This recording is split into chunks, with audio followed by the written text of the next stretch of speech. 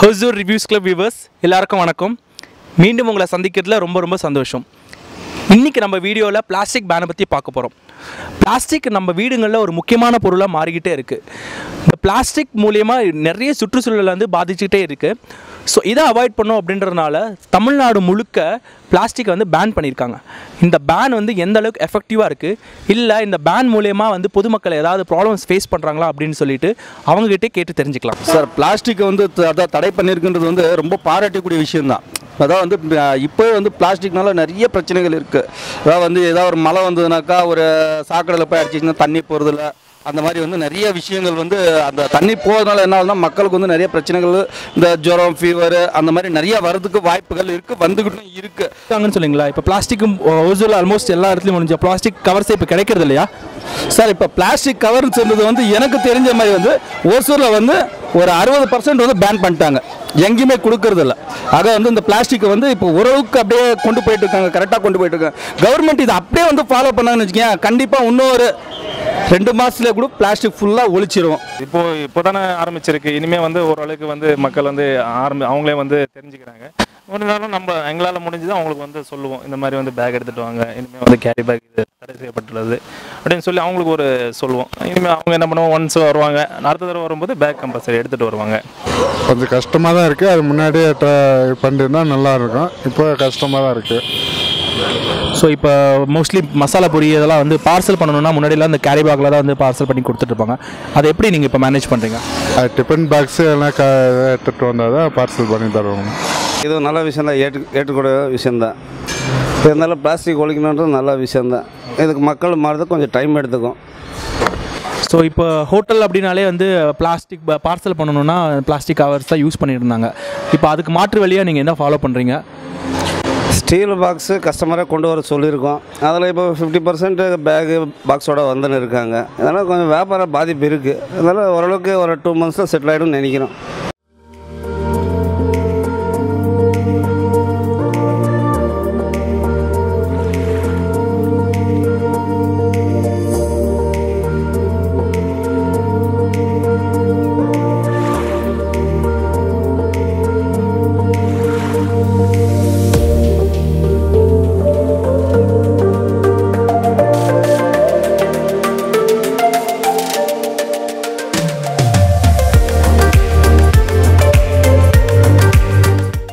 Plastic தடை பண்ணதால் வந்து business நமக்கு டவுனாக தான் இருக்குது. ஸோ என்ன ரீசன் பார்த்தீங்கன்னா, வீட்டிலேருந்து வரவங்க வந்து பேக் கொண்டு வராங்க, பட் ஆஃபீஸ்லேருந்து ஒர்க்கை முடிச்சுட்டு வரவங்க வந்து பார்த்திங்கன்னா கொண்டு வர முடியல. ஸோ நாங்கள் ஆல்ரெடி வார்ன் பண்ணியிருக்கோம், இருந்தாலும் ஒரு சிலர் மறந்துட்டு வந்துடுறாங்க. ஸோ குவான்டிட்டி வந்து அதிகமாக நினச்சி வரவங்க வந்து பார்த்திங்கன்னா பேக்கில் வந்து வச்சுட்டு போயிடுறாங்க. ஒரு சிலர் மினிமம் 2 பேக் மட்டும் எடுத்துகிட்டு டிக்கியில் போட்டு போகிறாங்க. ஓகே, இப்போ பிளாஸ்டிக் மாற்று பைகள் வந்து நிறைய வந்து கவர்மெண்ட் இன்ட்ரடியூஸ் பண்ணியிருக்காங்க இல்லைங்களா? அது கரெக்டாக ரீச் ஆகுதுங்களா, இல்லை அதோட காஸ்ட்லாம் வந்து எப்படி இருக்குது? ஸோ அந்த பேக் வந்து ஒன்றும் நம்ம கை கிடைக்கல. பட் கேட்டோம்னா இப்போ தான் நாங்கள் பேகுக்கு அந்த துணி வந்து ஆர்டர் பண்ணியிருக்கோம், ஸோ வந்தவொடனே பிரிண்ட் பண்ணி தர முடியும்னு சொல்கிறாங்க. பட் இப்போதைக்கு ஒரு பயோ பிளாஸ்டிக்னு சொல்லி கொடுத்துருக்காங்க. அது காஸ்ட் வைஸ் பார்த்திங்கன்னா அதிகமாக இருக்குது. ஸோ அதுவும் வந்து டிமாண்டாக தான் இருக்குது, சரியான டைம் கிடைக்கிறதில்ல. ஸோ நம்ம இப்போ பேக்கரின்னு இருந்தாலும் மெட்டீரியல் அதில் போட்டோம்னா நமத்து போயிடுது. ஸோ அதான் ப்ராப்ளமாக நிறையா இருக்குது. பட் பிளாஸ்டிக் இருந்தால் நமக்காக கரெக்டாக யூஸ்ஃபுல்லாக இருக்கும். பட் தடை பண்ணதுனால பிஸ்னஸ் டவுனாக தான் இருக்குது நமக்கு. இப்போது இல்லை, கொண்டு வந்தது நல்லது தான். அதுக்கு மாற்றாக வேறு ஏதாவது ஒன்று வந்தால் கரெக்டாக இருக்கும். இப்போ தடை பண்ணிட்டாங்க, இப்போ வந்து கஸ்டமர்ஸ் வந்து கேட்குறாங்க, கடையில் வந்து கஸ்டமர்ஸ் எல்லாம் கேட்குறாங்க, என்ன எப்படி எடுத்துன்னு போகிறது, எல்லோரும் பேக் கேரி பண்ண வர முடியாது.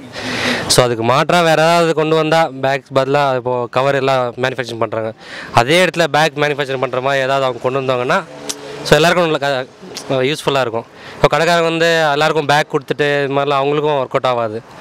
ஸோ அந்த மாதிரி ஏதாவது கொண்டு வந்தால் இன்னும் கொஞ்சம் யூஸ்ஃபுல்லாக இருக்கும் அப்படின்னு நினைக்கிறேன். நிறைய இடத்துல கிடச்சிட்டு தான் இருக்குது. அது தெரிஞ்சு தராங்களா இல்லை தெரியாமல் தராங்களா அப்படிங்கிற கொஸ்டின் மார்க் தான். ஆனால் கம்ப்ளீட்டாக ஹொசூரில் பேன் பண்ணிட்டாங்களா அப்படின்னு கேட்டால் கிடையாது. இன்னும் சில இடத்துல போய்ட்டு எனக்கு அவசியமாக வேணும் அப்படின்னு கேட்குற இடத்துல இன்னும் கொடுத்துட்டு தான் இருக்காங்க. ஸோ இது எப்படி கம்ப்ளீட்டாக தடை ஆகும் அப்படிங்கிறது ஒரு பெரிய கொஸ்டின் மார்க் தான். தடை ஆகுமா அப்படிங்கிறது ஒரு பெரிய கொஸ்டின் மார்க் தான் என்னை பொறுத்த வரையும். உண்மையிலே இந்த பிளாஸ்டிக்கு தடை பண்ணுறதுங்கிறது வந்து ஒரு நல்ல விஷயந்தான். ஏன்னா வந்து ரொம்ப பொல்யூஷன் வந்து ரொம்ப ஜாஸ்தியாக இருக்குது பாருங்கள். எங்கே பார்த்தாலும் ஒரே பிளாஸ்டிக் பேப்பர் அது இதுன்னு சொல்லிட்டு ரொம்ப ரொம்ப அசிங்கமாகுது. முதல்ல வந்து ரோடெல்லாம் ரொம்ப அசிங்கமாகுது, ரெண்டாவது பொல்யூஷன் க்ரியேட் ஆகுது. எல்லாத்தையும் பேன் பண்ணணுங்கிறது ரொம்ப ரொம்ப ரொம்ப ரொம்ப முக்கியமான விஷயம். ஒரு 10 ரூபா பேக் வாங்கி நம்ம செலவு பண்ணுறதுக்கு யோசிக்கிறோம், ஆனால் அதுக்கு பதிலாக நம்ம 10,000 ரூபா கொடுத்து நோய்க்கு ட்ரீட்மெண்ட் எடுத்துக்கிறோம். இதெல்லாம் எதனால் வருதுன்னா இந்த பிளாஸ்டிக்குனால தான் வருது. ஸோ இந்த பிளாஸ்டிக்கை பேன் பண்ணுறது ரொம்ப ரொம்ப ரொம்ப ரொம்ப அவசியம். நான் வந்து இப்போ எங்கள் வீட்டில் எதுவுமே பிளாஸ்டிக் பேக்கு, நான் plastic bag, cup, use and throw cup, அது இது எல்லாமே என்னென்ன பிளாஸ்டிக், ஈவன் நான் ப்ரொவிஷன் டப்பாஸ் எல்லாம் இருக்குது பார்த்தீங்களா, அதெல்லாம் கூட நான் எடுத்து பேக் பண்ணி மேலே போட்டாச்சு. ஸோ நான் வந்து கவர்மெண்ட்டை மதிக்கிறேன். எனக்கு பிளாஸ்டிக் பேன் பண்ணணும். நம்ம இந்தியா வந்து சுத்தமாக சுகாதாரமாக நல்லா ஆரோக்கியமாக இருக்கணும். மீன்வைல் நீங்கள் இந்த மாதிரி யங்ஸ்டர்ஸ் வந்து இந்த மாதிரி காரியத்தில் ஈடுபடுறது ரொம்ப ரொம்ப ரொம்ப ரொம்ப எனக்கு ரொம்ப பிடிச்சிருக்கு. இந்த மாதிரி நிறைய வேலைகளை நீங்கள் செய்யணும். நம்ம இளைஞர்கள் தான் இந்தியாவின் தூண்னு சொல்லியிருக்காங்க. அதே போல் நீங்கள் எல்லாருமா சேர்ந்து நல்ல சுத்தமான ஒரு இந்தியாவை உருவாக்கணுங்கிறது என்னோட. தமிழா தமிழா நாளை நம் நாடே, தமிழா தமிழா நாடும் நம் நாடே, தமிழா தமிழா நாளை நம் நாடே, தமிழா தமிழா நாடும் நம் நாடே. என்னங்க, மக்களோட ஒவ்வொரு கருத்தும் கேட்டிருப்பீங்க. என்னதான் கவர்மெண்ட் வந்து பிளாஸ்டிக் ரெடியூஸ் பண்ணணும் அப்படின்றதுக்காக நிறைய ரூல்ஸ் அண்ட் ரெகுலேஷன்ஸ் கொண்டு வந்தாலும் அது எப்போ எஃபெக்டிவாக இருக்கும் அப்படின்னா ஒவ்வொரு இண்டிவிஜுவலும் வந்து அதை ஃபாலோ பண்ணுவது மட்டும்தாங்க. அதாவது நம்ம இப்போ கடைங்களுக்கு போகும்போதும் சரி, பர்டிகுலர்லி மளிகை கடைங்களுக்கு போகும்போது நம்ம வீட்டிலேருந்தே வந்து ஒரு பை எடுத்துகிட்டு போயிடலாம். இல்லை ஹோட்டல்ஸ் போயிட்டு ஏதாவது பார்சல் வாங்கணும் அப்படின்னு சொன்னாலுமே வீட்டிலேருந்து கேரியர் பாக்ஸ் எடுத்துகிட்டு போயிடலாம். இல்லை எமர்ஜென்சிக்கு வெளியிலேருந்து ஏதாவது வாங்கிட்டு வரணும் அப்படின்னாலுமே பேக் இல்லைன்னா பிளாஸ்டிக் பேக்குக்கு பதிலாக ஆல்டர்னேட்டிவ் பேக்ஸ் வந்து நிறைய கிடைக்குது. தோ அது வந்து காசு கொஞ்சம் அதிகமாக இருந்தாலுமே அதை யூஸ் பண்ண பழகிக்கலாம், ஏன்னா அது ரீயூசபிள். ஸோ இதெல்லாம் ஃபாலோ பண்ணுறது மூலயமா நம்ம வந்து ஒரு பொல்யூஷன் ஃப்ரீ மாநகராட்சியாக வந்து மாற்ற முடியும் அப்படின்னு நம்பிக்கை இருக்குது. இந்த வீடியோ உங்களுக்கு பிடிச்சிருந்துச்சுன்னா லைக் பண்ணுங்கள், ஷேர் பண்ணுங்கள், சப்ஸ்கிரைப் பண்ணுங்கள், உங்கள் ஃப்ரெண்ட்ஸுக்கெலாம் வந்து இந்த அவேர்னஸ் க்ரியேட் பண்ணுங்கள். தமிழா தமிழா நாளை நம் நாடே.